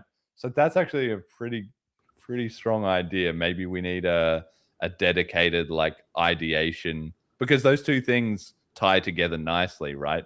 Finding a team and coming up with an idea synergize, because it will be the team that decides on the idea, or maybe people form a team because they've had a similar idea, right? It can go in either direction. That's a very cool idea. One thing I wanted to say about this year is that last year we had the focus was on the upgrades. Okay, we had functions and loops and so on coming in to the protocol. This year, it looks like maybe there'll be no upgrade. If there is an upgrade, it might just be the 1-minute blocks, which doesn't sort of directly impact a lot of things for actual developers, right? It doesn't change what you can build. It just sort of changes the user experience of how people experience it.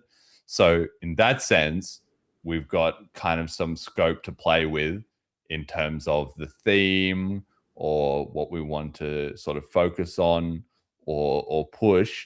I haven't decided 100% how I'm going to play that, but my sort of default idea is that I want to try and help level up Blaze from just being technical. I think last year we were very, very focused on the technical element, which is fine, and that's important. But for a hackathon, ideally it should be everything. It should not just be the technical and the programming side, but it should also be helping people learn about business and learn about marketing and learn about productivity, the stuff that we were talking about before, and learning about funding and investing. How can they invest in projects? How can their project get investment? How about, or like, business relations, how to build contacts in the industry, right? There's so many different avenues to launching a successful project. And the social aspect, I mean, that part is nowadays incredibly important. Yeah, exactly. And so I'm trying to see what I can also think that we can do in that regard, because ideally, Blaze becomes a thing that you show up to in the first year, and then you get a whole suite of tools and support network and education so that your project maximizes the chance that it's successful. And also this year, hopefully we can do something about, and I will be talking to you more off air about this too, because you're a fantastic candidate for it, but the sort of alumni projects, I'm thinking maybe we could have maybe a separate prize category or maybe a separate Telegram group or something, so that projects who are returning from previous year's Blaze are able to continue their project and keep building on it. Or like you said, maybe even combine it with other projects. Like we want to have a cascading system of people coming in, starting the process and getting excited and involved about Blaze, but then they should be able to look up to the previous year's projects and see, oh, wow, this is an inspirational example of where I could be. Or if I need help, oh, this person's doing something similar, or I can see that they have already developed some stuff that could help me. Like now I have somebody to talk to. It shouldn't just be like blank slate every year, you know, everything from scratch, because that's not how the ecosystem operates. It builds up in layers year on year.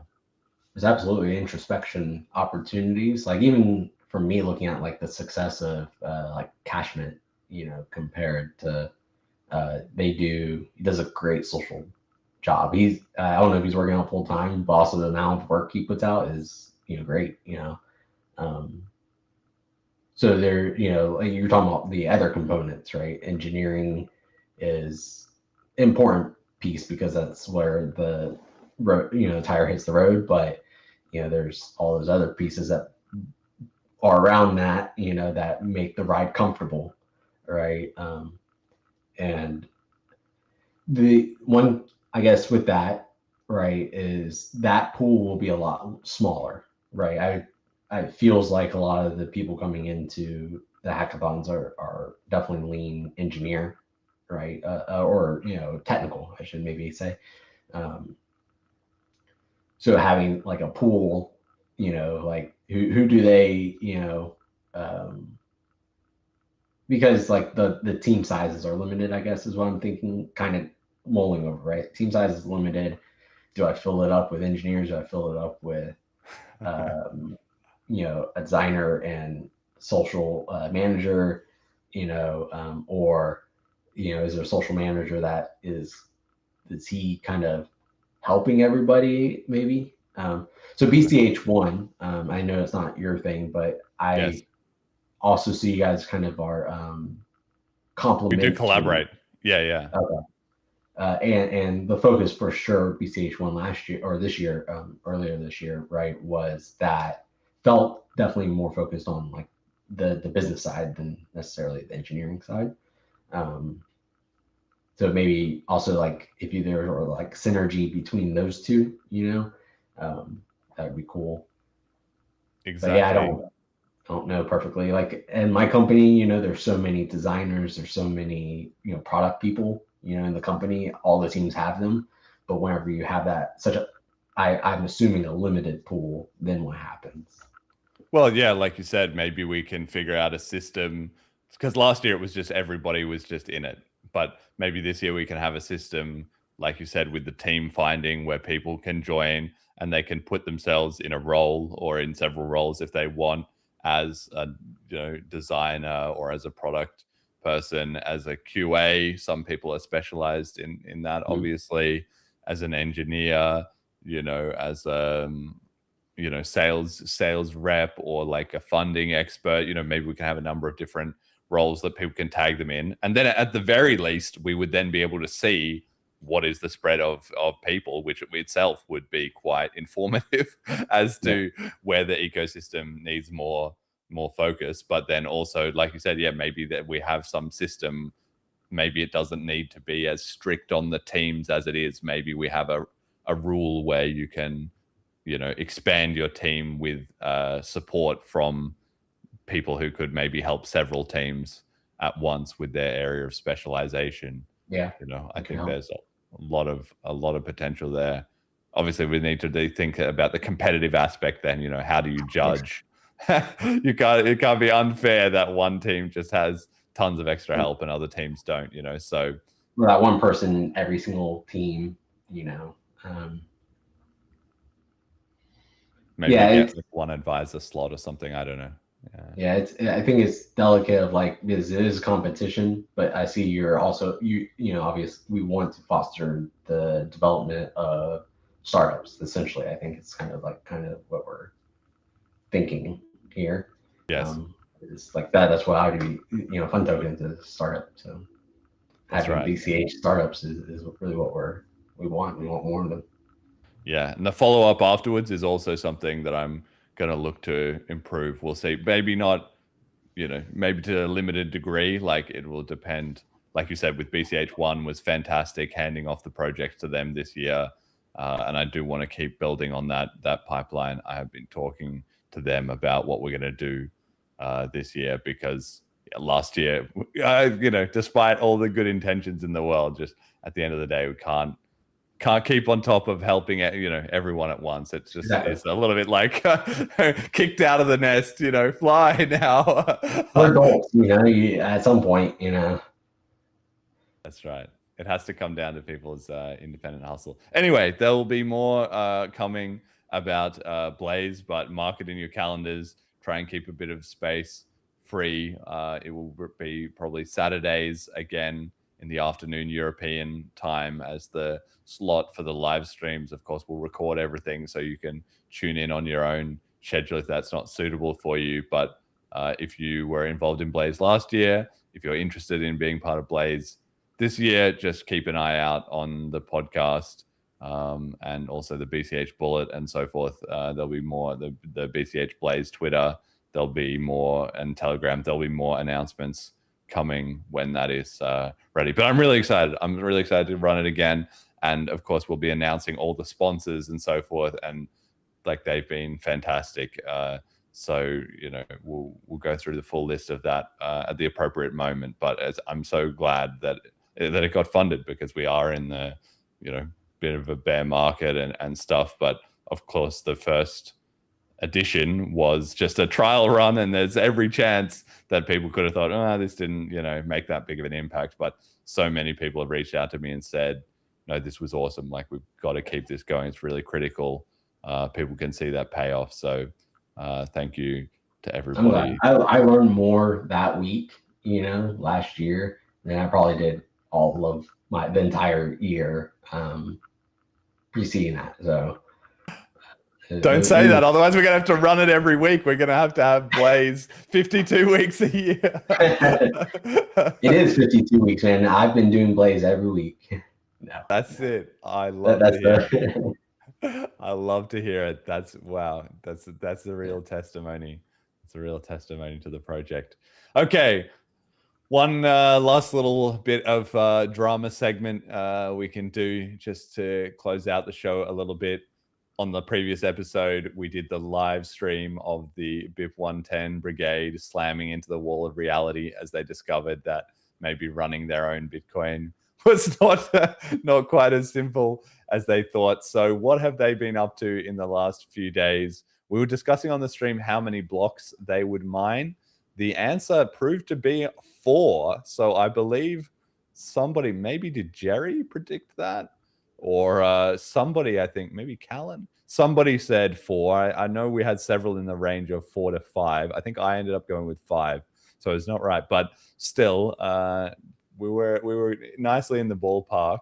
And in the aftermath, it emerged that Ocean had actually stolen essentially hash rate from some of their clients to mine on BIP110 who wanted to mine on the legacy chain.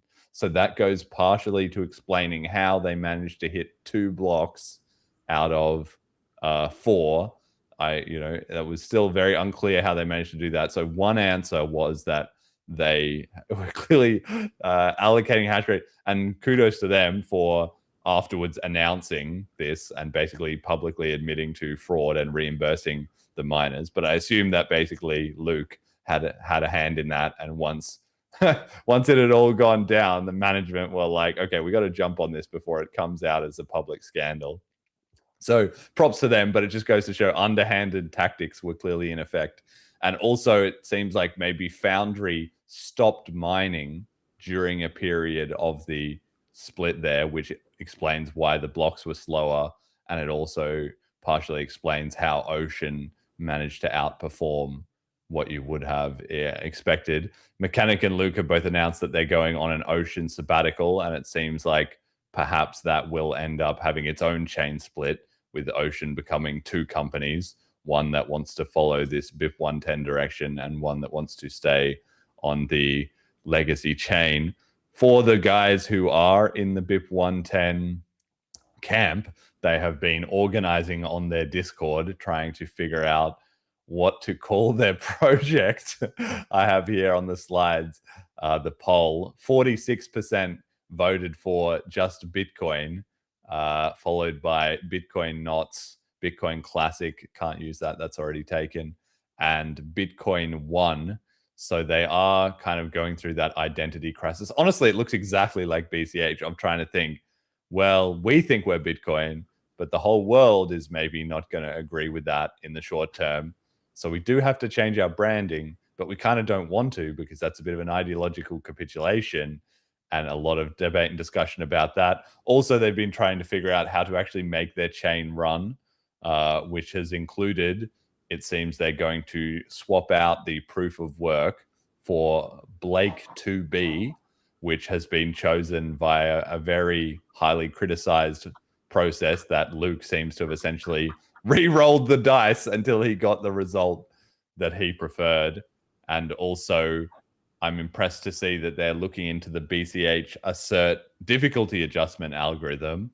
They are at least suggesting in the conversations not to reinvent the wheel, but to use our superior DAA that we had to do 3 iterations to get right. So it's very smart for them to do that. And it also shows a little bit of humility is creeping into that camp to look at the BCH tech and adopt it. But regardless, they've had 4 blocks in 7 days. So the chain is essentially ground to a halt until they can reorganize. I believe their target is September 1 to have the proof of work changed and maybe the difficulty and be cracking on again. So they are truly in chaos. Miguel, what do you make of this? Do you feel bullish about their chances of creating a separate Bitcoin, or is it going to be just a mess that sort of slowly disintegrates into, you know, infighting or confusion over the name and so forth? I think both could be true. Where there's a will, there's a way. I think creating a new Bitcoin is technologically possible, but like it's always that social aspect of getting acceptance. On the surface, to me, it just feels unserious, right? And a mess. I don't follow it much. I'll be honest. I have Bitcoin Cash for maybe my detriment. I'm kind of solely focused on that. No, that's good.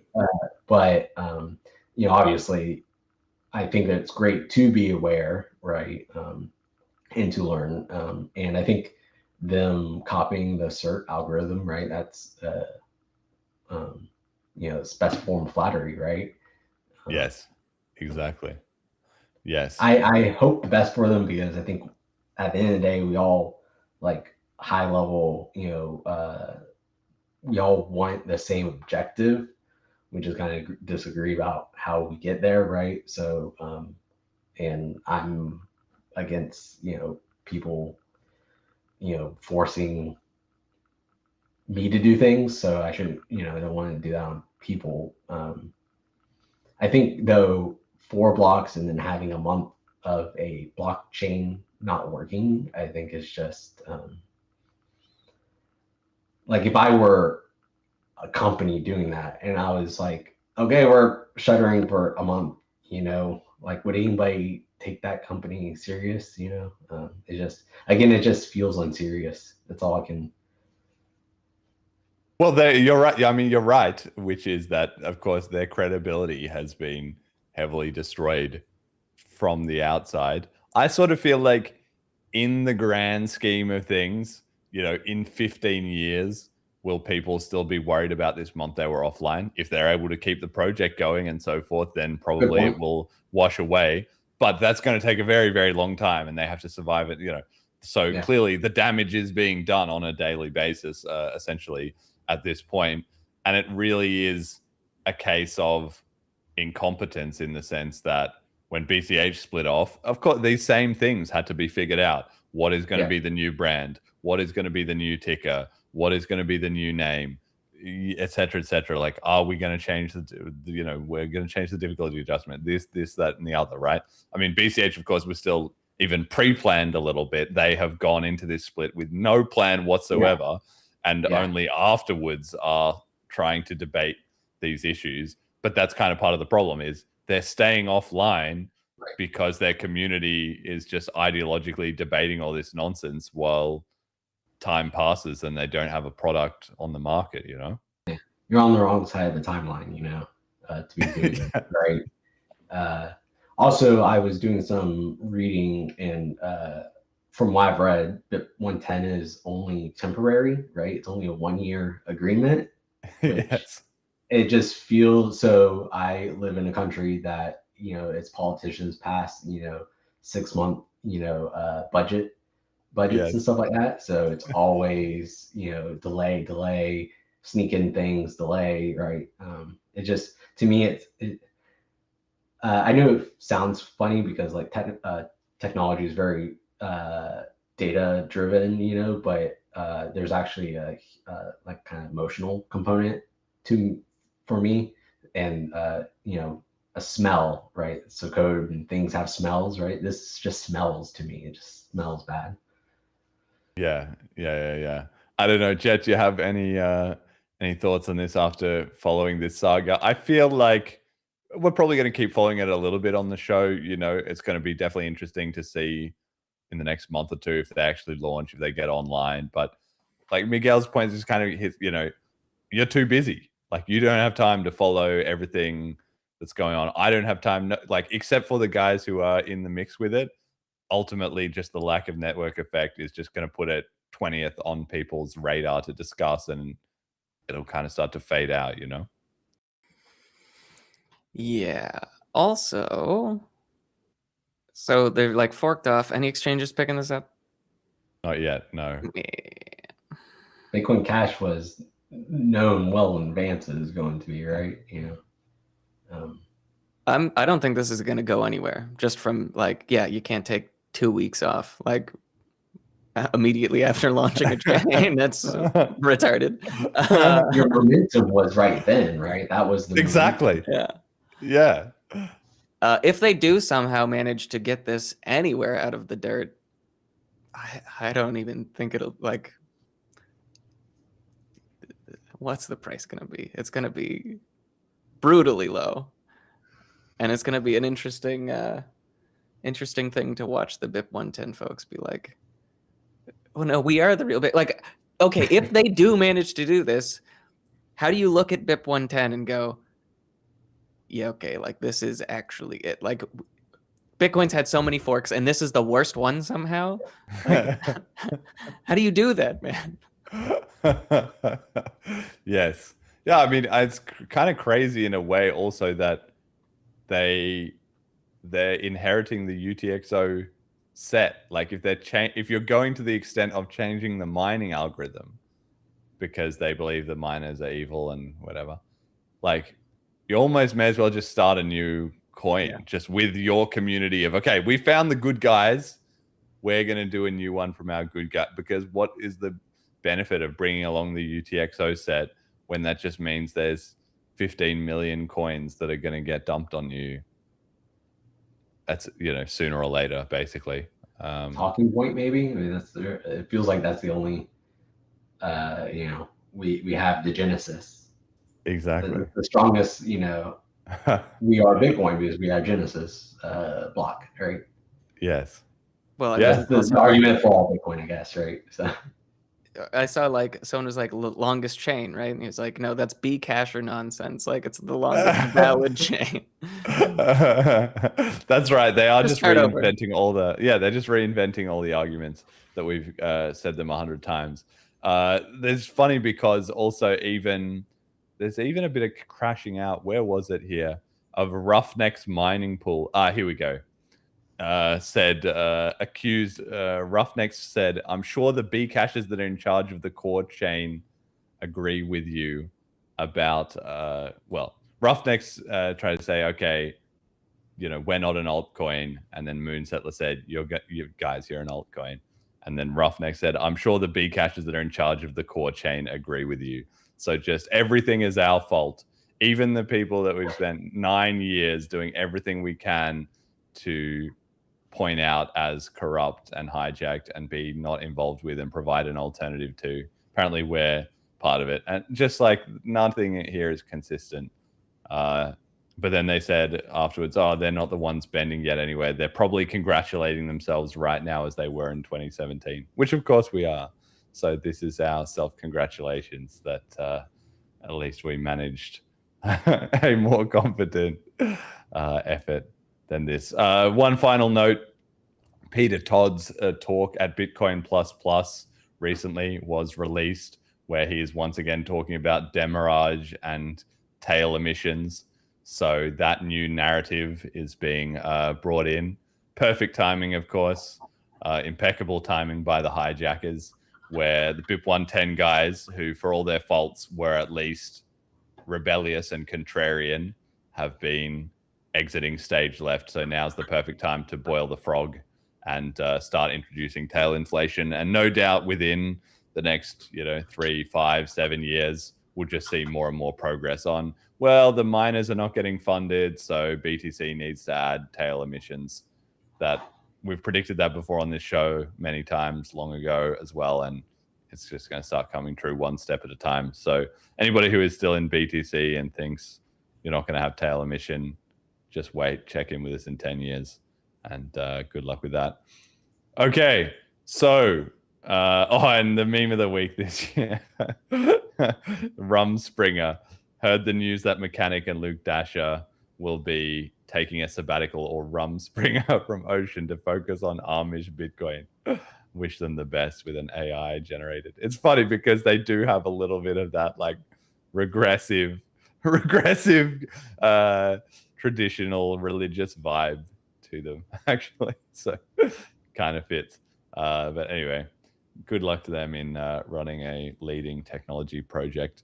Okay, message to the community. Miguel, you know how it goes. What does the BCH community need to hear?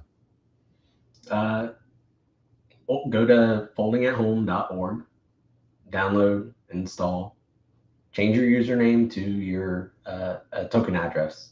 You can start earning folding cash that easy. From folding cash, there's liquidity pools on Cauldron.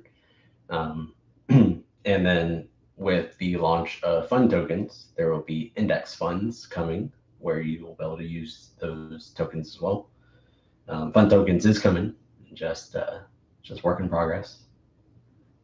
And then I just have Bitcoin Cash is smart money. Amazing. That's true. It is smart money. Smart contracts, it's smart money. I like that. Nice. Solid slogan. Maybe we need to use that a bit more. Okay. Shout out to our FundMe contributors. Of course, if you want to donate, we'd really appreciate it at fundme.cash/campaign/149. You need half a BCH to get on the slide and get a shout out, but we appreciate any amount. Majimalu, the times they are changing. F Shine Top, bear market support. At Cash Stamps, foot on the gas, BCH for the win. Cash Dragon, the show must go on. Gabriella Stand Up, GabriellaStandsUp.ca. Burnin and Cattle, Adarle Cabrones, Brian Canacci, and Megability Bitcoin Cash is Bitcoin. Our donors and patrons, Ricky Kyle, HP, XQMV, and Hello World. And our sponsor, General Protocols. Check out bchbull.com. Any final shout outs, Miguel? Anything in the community you want to highlight that is not your specific projects? Anyone you think is doing a great job, or a URL you want to send people to? I think all you guys, everybody's doing a fantastic job. BCH podcast helps keep us all informed. I think the mineable cash token is pretty cool. The Vox Cash, there's a lot of cool little apps there. I think we're just scratching the surface of what's possible since the Layla upgrade, and it's got me excited. So. Very cool. Jet, any final shout outs from you? Not a shout out, but it's just occurred to me, like looking at the slide, we have, if new, listen to episode 85. We're over 100 episodes past that. Time for a new one. Yeah, I think it'd be interesting if the community thinks we should have an updated, like, oh, if you're new to BCH, here's where to start. I've heard people request that, and I'm thinking, yeah, in the lead into 200 episodes, maybe we should do it. I mean, we'll go back and do another, 2-hour or 1.5-hour episode where we just go through the fundamentals. Probably, there's certainly some of it needs updating. There's been several upgrades since then and so forth. The position of BCH in the market has changed. The sort of overall cryptocurrency narratives have changed. The fundamentals haven't changed. Bitcoin is a peer-to-peer electronic cash system, not your keys, not your coins. Maximalist tribalism isn't going to help you win. So we can revisit those things. But yeah, maybe it is time for that. So do it on episode 210. Give it a little wink, nudge, nudge. I was thinking about that. Like for the 200th episode, are we going to do something special? For 100, we had Roger came on, right? Yeah. That was pretty cool. Although I was watching some of the older episodes, when I watch them back, they're hard to watch sometimes. Like the production quality and stuff is so much lower than now, and no doubt in the future these episodes will be hard to watch in the same way. But it's just good to see it developing over time, Yeah. All right. Well, anyway, if anybody has any ideas for a 200th episode special, write us in. Maybe, I don't know, a guest you want to see, a topic you think we should cover. I've still got those archives of my Bitcoin posts somewhere that are now like over 10 years old. And at some point it would be fun to pull up some of them and see like what predictions I was making back then. I'm sure I made a few. We could see whether it held up or if there was anything that surprised us. But I think a new episode for beginners would be a good one, because I'm sure the community's grown so much in the intervening time. All right, we'll think about that. Keep an eye out for more info about Blaze. Will be coming over the next few weeks to a month, I guess, as we get closer to September, October. Thank you all for listening. Until next time. Take care.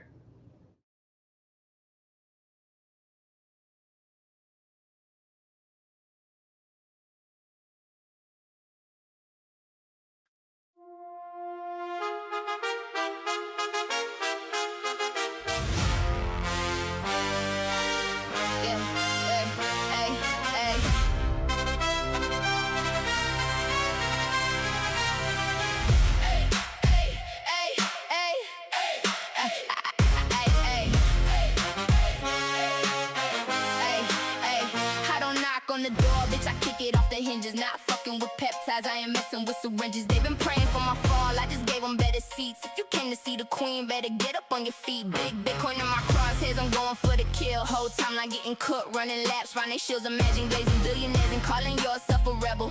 LARPing this resistance and striking deals with the devil. Bro, got permissionless money with permission. Seeking energy, begging suits for validation. That's some bitch made chemistry. Compliance is defiance, just like war isn't murder. KYC in the plebs, then seeking the corporate merger. Same sloppy propaganda with a shiny orange wrapper. Fiat circle jerking with the same VC backers. You built your throne on bullshit, now I'm gonna make it collapse. Turn the fucking lights on, crazy's coming for the mask. I'm watching all the dominoes fall. Ain't got nobody looking out for me. I'm ready to go down in a brawl, if that's what it takes to make them see. I put my back against the wall, bet everything on what I believe. And if I'm standing when it's all said and done, bitch, they'll remember it was me.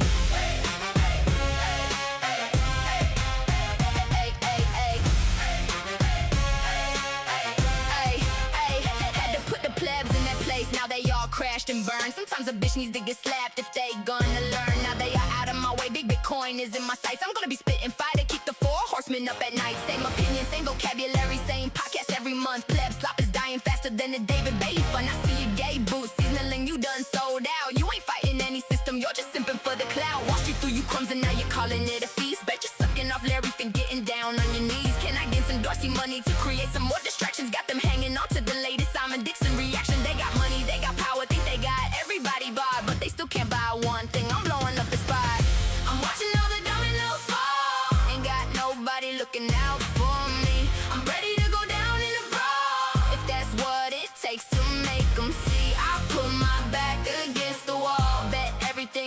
what I believe. And if I'm standing when it's all said and done, bitch, they'll remember it was me.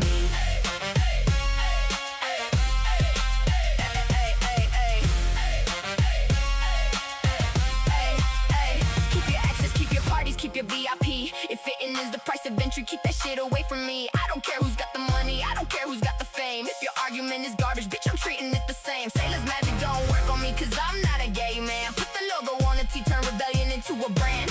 Selling treat the shilling, sponsor selling sovereignty. Charging the plebs admission just to cosplay being free. I'm watching all the dominoes fall. Ain't got nobody looking out for me. I'm ready to go down in the brawl, if that's what it takes to make them see. I put my back against the wall, bet everything on what I believe. And if I'm standing when it's all said and done, bitch, they'll remember it was me.